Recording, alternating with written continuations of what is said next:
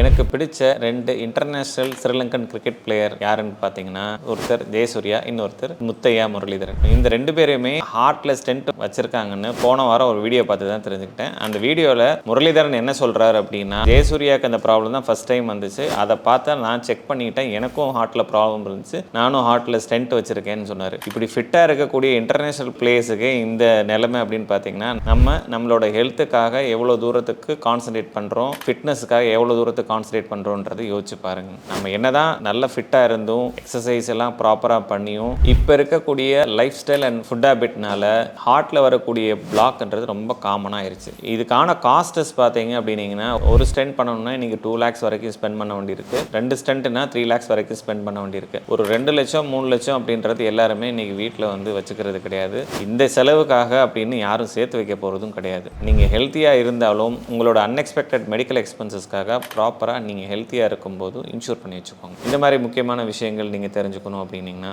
என்னை ஃபாலோ பண்ணிக்கோங்க. உங்கள் மருத்துவம் எங்கள் செலவில்.